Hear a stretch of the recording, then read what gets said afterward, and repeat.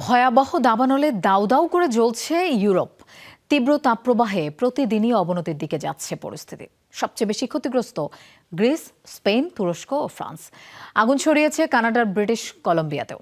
গ্রিসে আগুন নিয়ন্ত্রণে আনতে প্রাণ হারিয়েছে অন্তত ৩ জন ফায়ার সার্ভিস কর্মী। আগুনে প্রাণহানি, বিস্তীর্ণ বনাঞ্চল ও বসতি পুড়ে যাওয়ার পাশাপাশি নিরাপত্তার স্বার্থে হাজার হাজার মানুষকে সরিয়ে নেওয়া হয়েছে। দাবানলে পুড়ছে ইউরোপ। স্পেন থেকে তুরস্ক জ্বলছে আগুনের লেলিহান শিখায়। উজাড় হচ্ছে জনপদ, পুড়ছে বনাঞ্চল। যেদিকে চোখ যায় শুধু পোড়া গাছ, কালো পাহাড় আর ধোঁয়ার কুণ্ডলী। কয়েকদিন আগেও যে পাহাড় ছিল সবুজে মোড়া, দাবানলের আগ্রাসনে এখন তা যেন মৃত্যুপুরী। গ্রিসের ক্রিট দ্বীপে দাবানল নিয়ন্ত্রণে আনতে গিয়ে প্রাণ হারিয়েছে ৩ ফায়ার সার্ভিস কর্মী। আগুন দ্রুত ছড়িয়ে পড়ায় নিরাপদে সরিয়ে নেওয়া হয়েছে কয়েকটি গ্রাম থেকে বাসিন্দা ও পর্যটকদের। সবচেয়ে নাজুক পরিস্থিতি স্পেনে। মোট ২,৭০,০০০ হেক্টরের বেশি এলাকা আগুনে ক্ষতিগ্রস্ত। মাদ্রিদের আশেপাশে পুড়ে গেছে শতাধিক বাড়ি। কাস্তেওয়ান ও ভ্যালেন্সিয়ায় দাবানল এখনও নিয়ন্ত্রণের বাইরে। জামোরা অঞ্চলে নতুন করে আগুন ছড়িয়ে পড়ায় ১,০০০-এর বেশি মানুষকে সরিয়ে নেওয়া হয়েছে।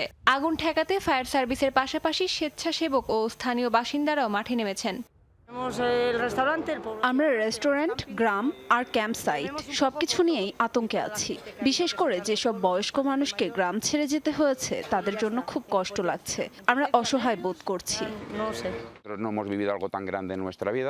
আমরা জীবনে কখনো এত বড় দাবানল দেখিনি।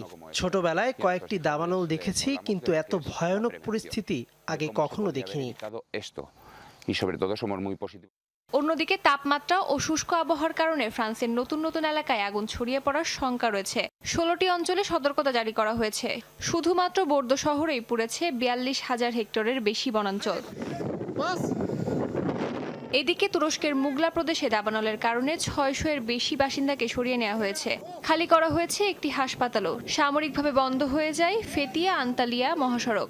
অন্যদিকে নতুন দাবানল দ্রুত ছড়িয়ে পড়েছে কানাডার ব্রিটিশ কলাম্বিয়ায়। আগুন নিয়ন্ত্রণে কাজ করছেন ফায়ার সার্ভিস কর্মী, হেলিকপ্টার ও বিমান।